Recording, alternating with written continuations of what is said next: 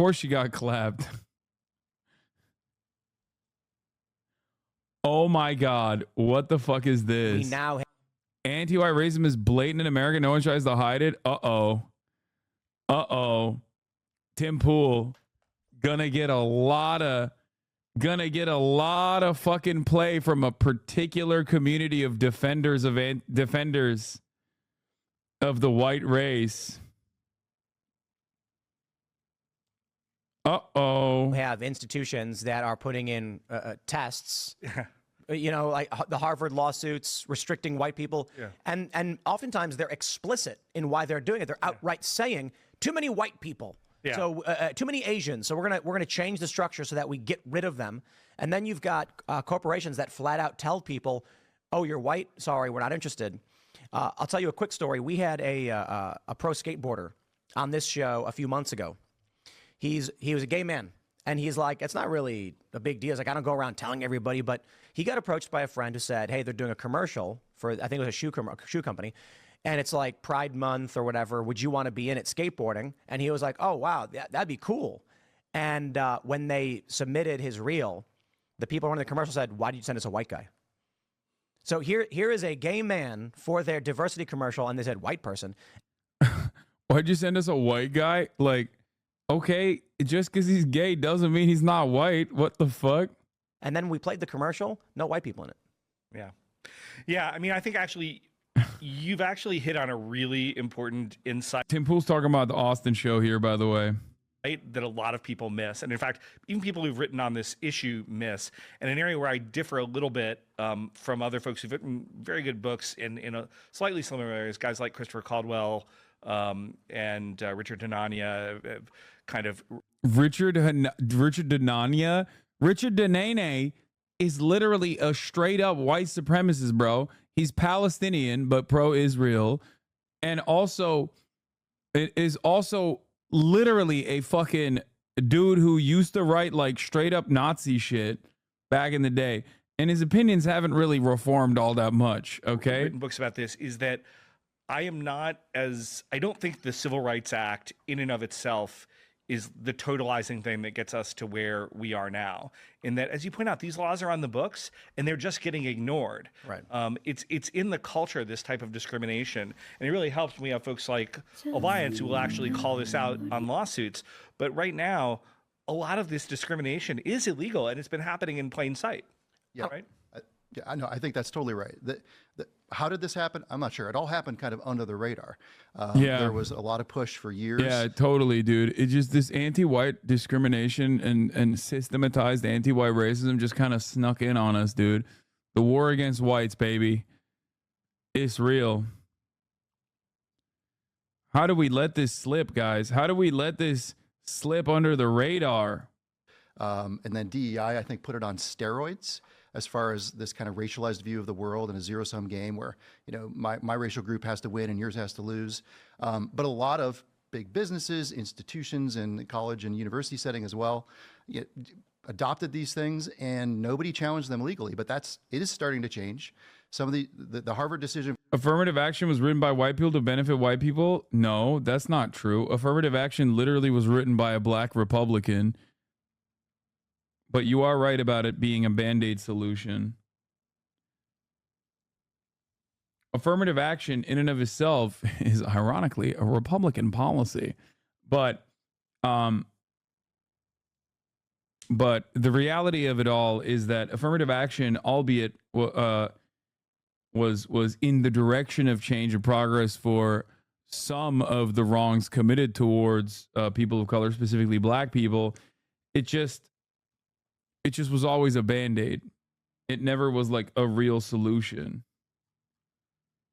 Like Obamacare, Romneycare? No, not like Obamacare, Romneycare. Black Republicans at the time of the creation of the affirmative action were progressive.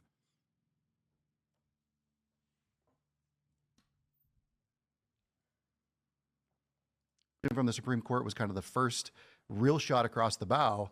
But that's not a limited decision. I think it's going to result in a lot of these programs, which really are patently illegal and ultimately undermine the core promise of the U.S. experiment, which is we're all equal before the law, regardless of our race, regardless of our sex, regardless of our religious convictions. And so I think in the end, the arc is going to be long, but we're going to prevail against this. Bro, this is so funny. Look at this chatter. For the fun time later, Top G, the fall of Andrew Tate. Brother, that was the video we just finished. Whoa, someone did a manufactured authenticity of Brett Cooper video. Let's fucking go. Finally, someone's diving into this shit.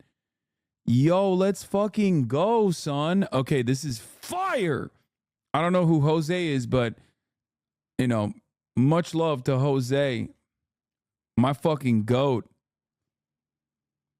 Okay, we'll do this. Because it's absolutely contrary to our founding principles, constitutional protections, and some existing laws and statutes as well. Well, I see two paths on this road we're on, and I'm hoping we win. I think a strong component of it would require a Donald Trump victory and a Republican victory in November, considering the stakes of this election. But I feel that if I would predict if we were to see a Democrat victory, you're likely going to see the expansion of this as what is written. Yeah. The war against whites. If you see a Democrat victory, you will see the expansion of the war against whites, which is real, by the way. Is that a joke? How do you not know Jose? Chatter, I think you have to remember, I don't really watch a lot of YouTube. Like, I don't have a lot of time. And all the YouTube that I watch on the show. So sometimes if I don't really know a content creator personally, even if they're fucking dope, I often will stray away from watching their YouTube videos. And because, like, I don't want to upset them. I don't want to frustrate them. I don't want them to be like, oh, why'd you react to my fucking YouTube video? But usually outside of the 9 hours that I'm live every day, I often don't look at YouTube videos, which is further testament to the whole pre-watched allegations are being faulty. Cringe ass. Lord Gandhi 420. Blaze it, Gandhi.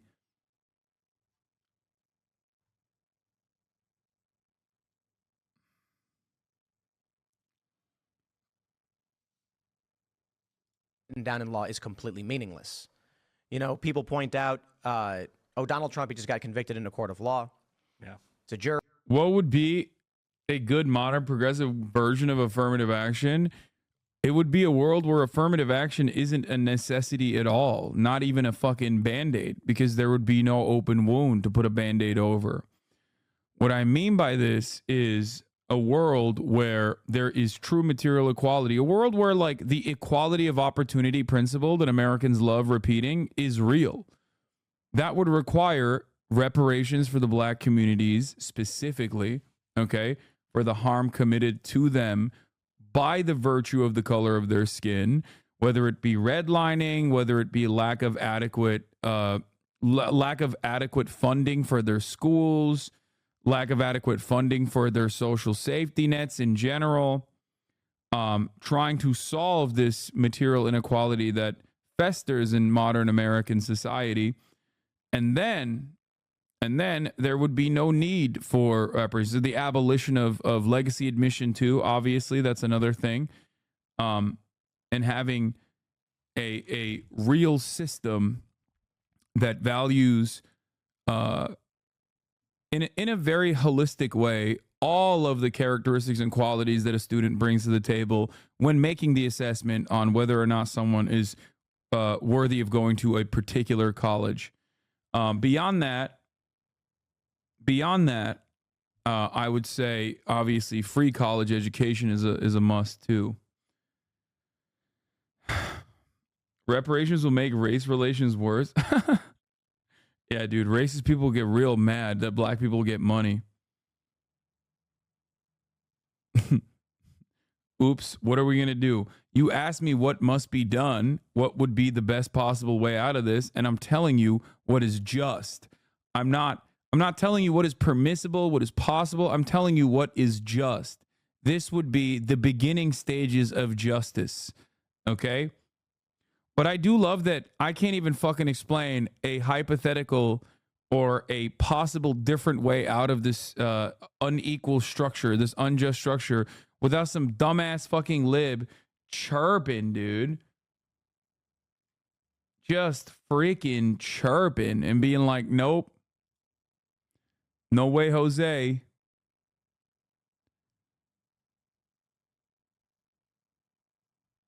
Can't do that. They agreed, and it's like, well, yes, in the Soviet Union, they had trials as well. No one takes them seriously. When we're looking at corporations that are outright telling people we won't hire you based on race, this happened to me actually, sort of. So I worked for a company called Fusion.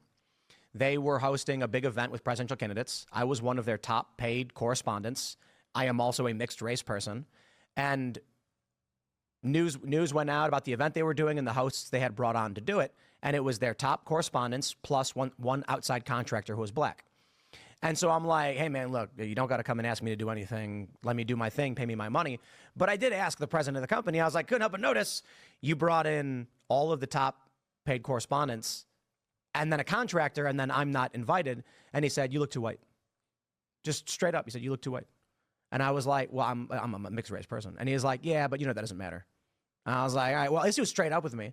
And they paid me a lot of money. So I was like, honestly, like, I'm if it was something I was pursuing, like I had applied for it, I probably would have lost my mind. Well, it's interesting, Tim, and I think your experience is really similar. And I was one of the first interviews I did about this book with Charlie Kirk, and Charlie, I thought, had something really interesting to say anecdotally because he talks to such a broad swath of people in the conservative movement. Yeah, no, Charlie talks to a diverse, broad swath of people in the conservative movement. You got like super rich white guys, and then you got like moderately wealthy white guys. I mean, he's got all different kinds of guys that he talks to. All of them are racist. Okay, even the minority populations represented in the broader conservative movement, most of them are wealthy. All of them are definitely racist. Okay, movement. He says, when I talk with my older donors and folks like that, and they say, I start talking about anti-white racism, they kind of freak out. They're like, oh, can we even say that? Is that bad? Is that? Yeah, because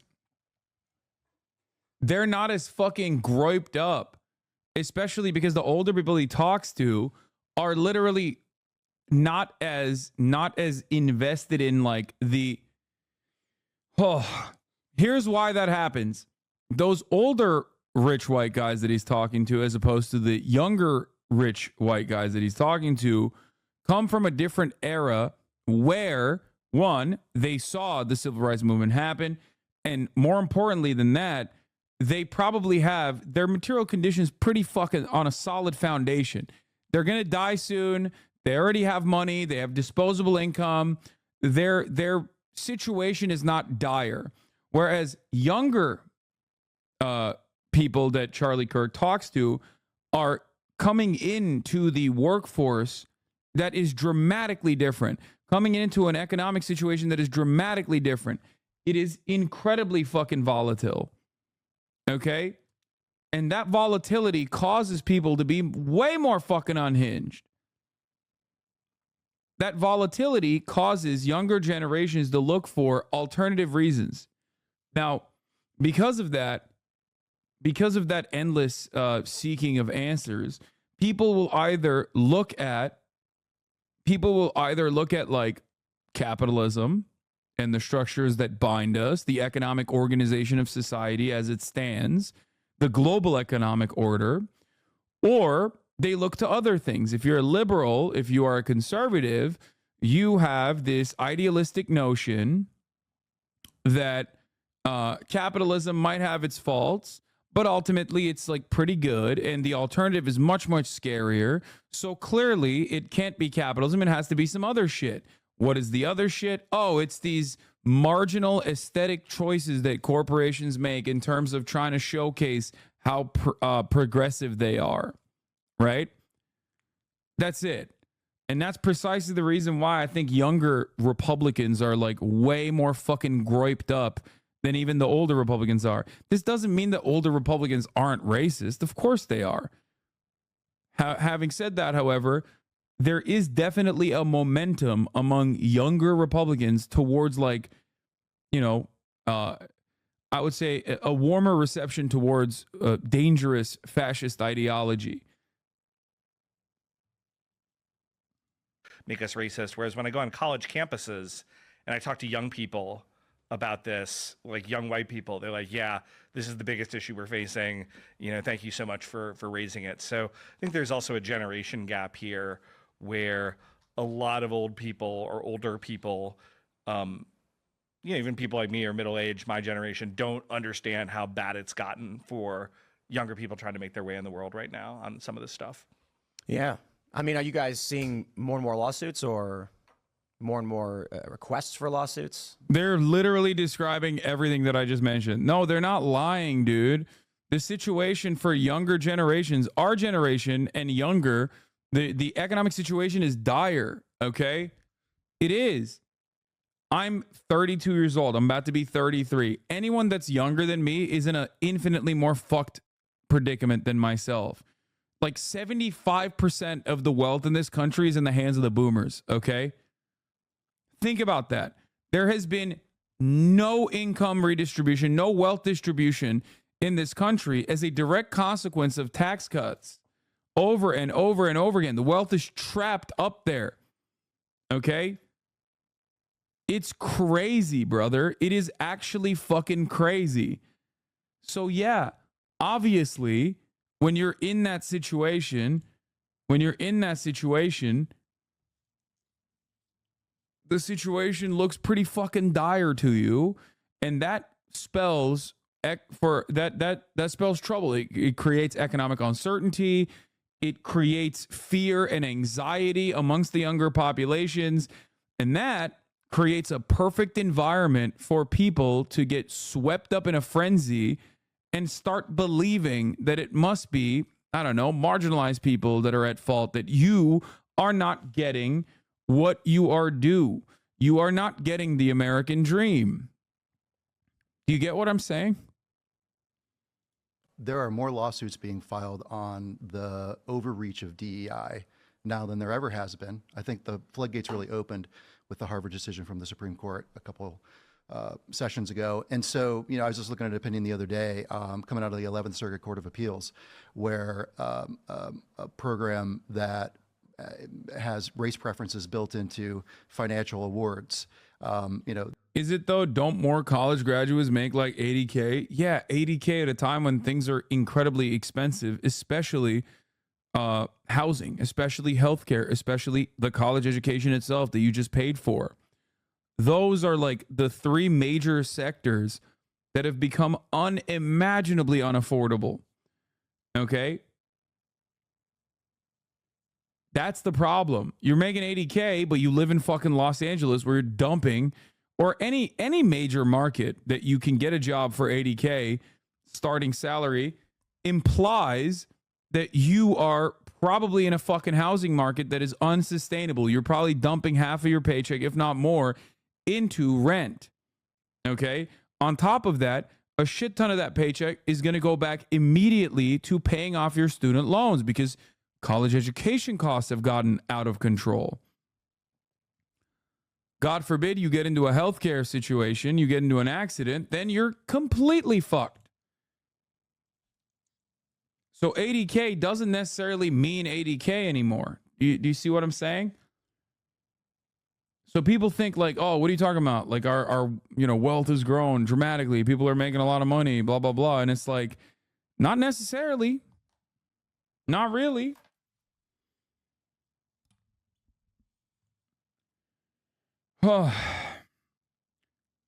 And you also forget that you're getting 80K, dumping it into rent. Who's paying? Who's taking the money from your pockets? Is boomers. Boomers. If you're making 80K a year and you think that shit's good, boomers have millions of dollars in their fucking savings account. Some of which is directly tied back to the real estate market.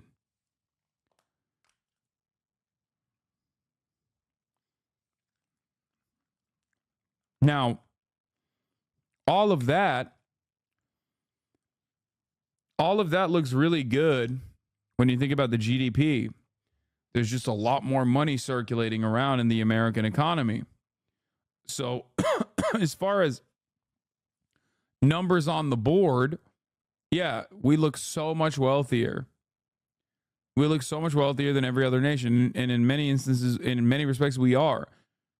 It's just that that money is not necessarily improving your living conditions beyond regular technological advancements improving your material conditions. Because obviously, the great expansion of technological advancements does definitely make a lot of quality of life adjustments in the positive direction. It's just that beyond that, things should be so much better right now. If you look back at economists that looked to the future way back in the day, maybe 100 years ago, it would have been unimaginable to think that people in the Western world would be working this long every fucking week. This many hours was seen as like an insane prospect, especially with automation. Think about how much more output you are responsible for as a regular worker because you're on your fucking phone and you can do all this shit. Things that you normally previously could only do on a computer. And even before the mass production of computers, you know? People were working. People were still typing shit up. People were sending each other memos that they wrote by hand or by a typewriter. That is a genuine boon in productivity. And yet, none of the extra revenue that you are able to generate, that your corporations are able to generate, ever came back to you in the form of less hours worked or more pay for the amount of time that you put in. That's something you have to think about. That is why we always say, that is why at least Marxists look at productivity increases and recognize that wages have remained stagnant, especially in comparison to the skyrocketing of productivity in this country. In all countries, really. This is not a problem just in the United States of America. It's a problem across the board. It's gotten to such it's become such a dire predicament that people are literally anti-technological innovation. We have become, ironically, the Luddites weren't wrong in this assessment. We've become Luddites, which wasn't necessarily a negative thing in general, but they too abhorred technological advancements because what they thought was it spelled trouble for the prospect of workers. And that's what we are right now. We are a nation of Luddites because we understandably look at technological innovation in the form of like AI, for example, and we see that as a mechanism of displacement. We worry that AI is going to displace the existing labor force, going to fucking kick us out of jobs. And in the process, a job that requires 10 people to do will now be done by one person. One person will be doing the job of 10. Maybe one person will be doing the job of 5, but they'll be working extra hours to make sure that they're doing the job of 10. That way, you fire fucking 9 people and you eliminate redundancy in the corporation. That's how it works. The court said this violates federal law against race-based contracting decisions. Another decision came out recently that struck down a federal program and the racial preferences they have for minority-owned businesses. And so basically, if you fell into certain racial categories or ethnic categories, you got favored preferential treatment under the program. And they said that violates the fundamental principle of equal protection before the law. So I do think that a lot of this stuff exists. It's pervasive. But I also think the legal decisions are going to go the right way. They're going to stack pretty quickly. You were saying before, Tim, about the things that are written are ignored in many ways. But what we're worried about is what's happening behind the scenes, what's shrouded. And one of the things that we're working on is the way in which the federal government is taking kind of the secrecy that's allowed within the banking system and using it and weaponizing that against people, totally legal businesses, weaponizing it against people for their constitutionally protected activities like speech and religion. There's a lot coming out on this. I testified at Congress on this a few months ago, where we were actually caught up in it as well, ADF, where I work, Alliance Defending Freedom, because the FinCEN, part of the counterterrorism kind of ecosystem at the federal level, shared a document with big banks saying, look, around the January 6th, activities, we want you to look for people who could be domestic violent terrorists. And they said, here's a list of hate groups, so-called hate groups, which is put out by all these far-left activists. We're on it. Lots of other Christian organizations are as well. And they're like, these organizations are, domestic violent extremists, or at least could be, and people who donate to them could be. And they're asking big banks to scour their records for people who give donations to groups like us, who use terms like MAGA or Trump or shop at Dick's Sporting Goods or Cabela's. Like this is really alarming stuff. So it's a whole government problem. Yeah. And there's a lot of manipulation of the kind of legal apparatus, especially the counterterrorism and criminal divisions in the federal government, to harm people's First Amendment rights. And so that's a real concern. And I think it's all part of the same package. Yeah. And I think maybe part of the reason I'm a little less optimistic, and I mean, if I were totally pessimistic, I wouldn't have written the book, because I think there are